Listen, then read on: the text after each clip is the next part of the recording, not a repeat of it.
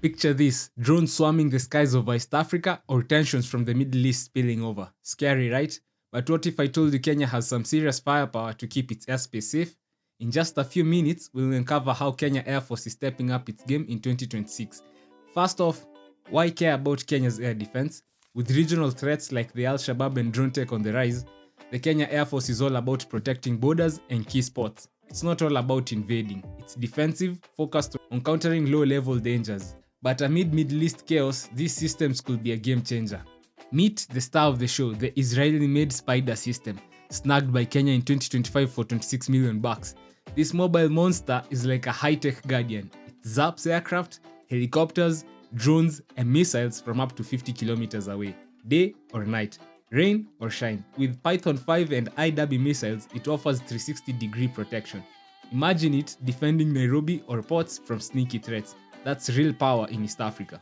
Now, let's geek out on the missiles themselves. The Python 5 is an infrared guided beast with a dual band seeker. That's imaging infrared and CCD for pinpoint accuracy. Specs: it's about 3.1 meters long, weighs 105 kgs, packs an 11 kg warhead, and hits targets up to 40 kilometers away at altitudes of 9 kilometers. Super agile for dodging evasive maneuvers. Then there's the IW active radar guided missile for all-weather ops, longer at 3.6 meters, 118 kilograms heavy with a beefier 23 kilogram warhead. It extends the reach to 80 kilometers and climbs to 16 kilometers, perfect for medium-range threats. Both have a 160mm diameter and 640mm wingspan for sleek flight. The system can handle up to 4 targets at once, ready in just 3 minutes from stop to fire. Now, up in the air, Kenya's Northrop F-5 Tiger II fighters, 17 to 23 of these beasts upgraded and ready to intercept with AIM-9 Sidewinder missiles. They are vintage but vicious, with about half always flight ready. And for close encounters, attack helicopters like the AH-1 Cobra bring the heat with rockets and guns. But Kenya doesn't fly solo. As a US non-NATO ally, they get top training and gear.